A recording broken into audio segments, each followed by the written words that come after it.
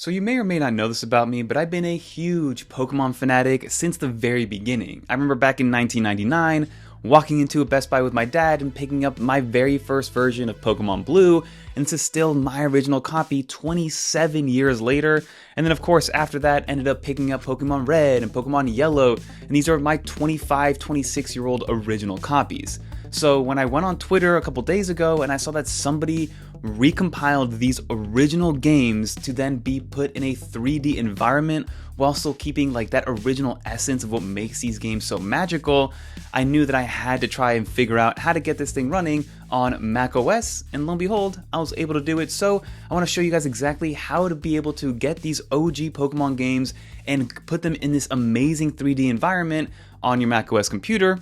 Let's walk you through exactly how to get this done so you can experience this for yourself. Let's get into it. Well, alright everyone, let's get right into this. I'm using my MacBook Pro running macOS 26, but any recent version of Mac will work with this. Unfortunately, there is no iOS or iPadOS version, so you're going to need to run this on Mac, and we'll touch on some other versions that are out there. But the main thing you're going to need to have is an original copy of a Game Boy Color game of either red, blue, or yellow, and of course digitizing it and making it a ROM, which we've already done. There's plenty of tutorials on how to do that if you guys want to find that out, but now let's get into exactly what we need to do, so let's jump into the computer. So here we have macOS, and the first thing you're going to need to do here is actually download the emulator. This is a two-part situation. You have to download the emulator first, and then after that you have to download that mod that makes it a 3D model of the original game. I already have it running on Pokemon Yellow, so just to kind of show you guys what it looks like, I'm going to open this up, but we're going to show you guys how to do this from the very beginning. But here you have Pokemon Yellow. And you can see that my environment is in complete 3D. So again, I'm going to show you guys exactly how to do this from the very beginning. So let's quit out of this and start from scratch. So the first thing you're going to do is you're going to download that emulator that I showed you. I'm going to leave this link down below, but we're going to pull this up.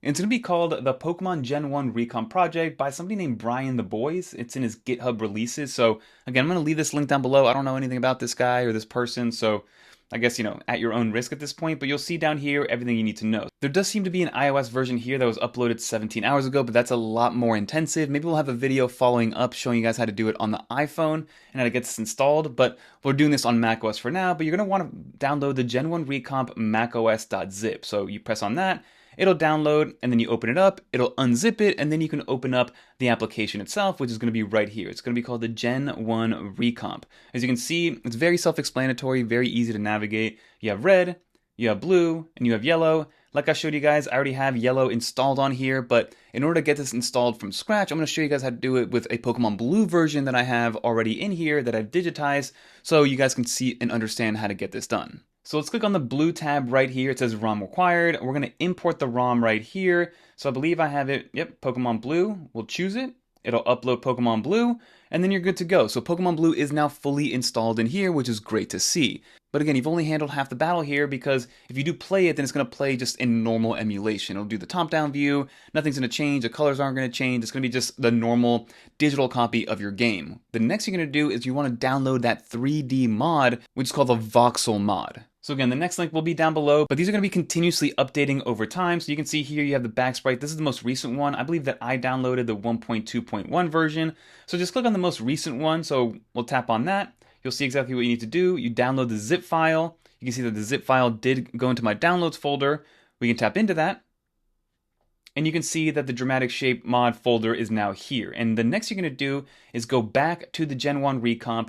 You're going to click on this section right here. So you can see that there's the 9 dot square. You tap on there. I already have this one ready to go, but I actually uninstalled it just to show you guys how this is done. But we can import that mod. You go in here, you tap on the zip file, you press choose. It'll import it. It's ready to go immediately. You can toggle it off and on if you ever want to. And now it's ready to go. So now when I go into Pokemon Blue and play Pokemon Blue, this is what it's going to look like. So let's see exactly what happens here. We have Pokemon Blue. You can already see it looks a little bit different with some color options and things like that, but let me go through this process real quick. So here we have the game. Of course, I just started a brand new game. This looks very normal, of course, as you guys can see, But the magic is when you start messing with all the different buttons. So of course you have a couple of different things you can modify here. First is going to be the color. So if you press the number 2 on your keyboard or on your keypad, the colors change, you get a lot more color in here. So this was what I would equate to for Generation 2.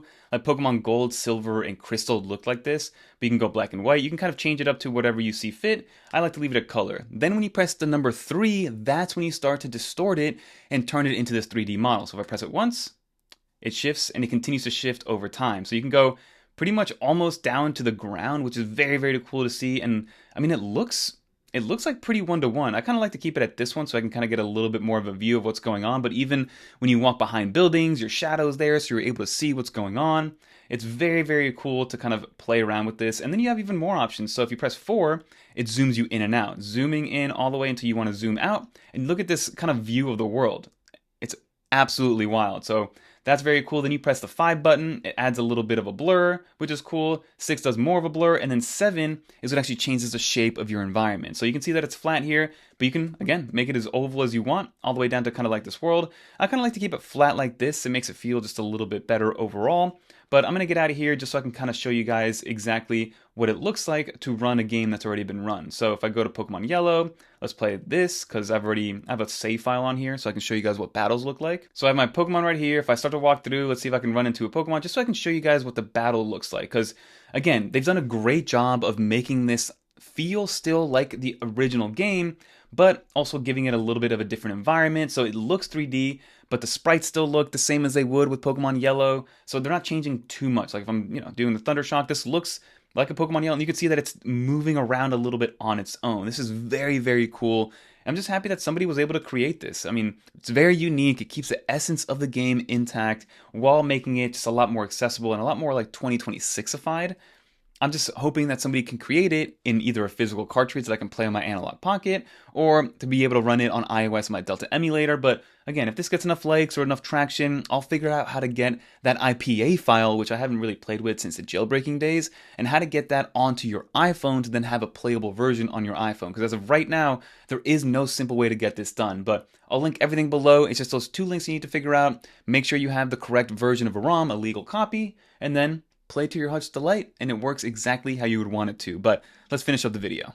So as you guys saw, it really isn't that tough to get this running. It's very simple as long as you follow the instructions that I mentioned, and it's been so fun to kind of relive the essence of playing these Pokemon games, but then also feeling like it's a brand new experience because it is set up in this 3D environment, making it feel, again, it makes me feel like a kid again. And when I was 6, 7, 8 years old playing these games, I remember being so into them and playing hours upon hours and hours on these games, and now I can kind of redo that again with my kids, still with this kind of pixel art form of old, but in this more 3D environment that's more familiar in 2026. So let me know in the comment down below if you guys were able to kind of get this set up on Mac. Hopefully it does come out for iOS and iPadOS. As of right now, like I mentioned, it's only available for Windows, Linux, Android, some of those kind of pre-built Ambernic emulators, which I've never tried, and then of course macOS as well. So let me know, like I said, with a comment down below if you're able to do it.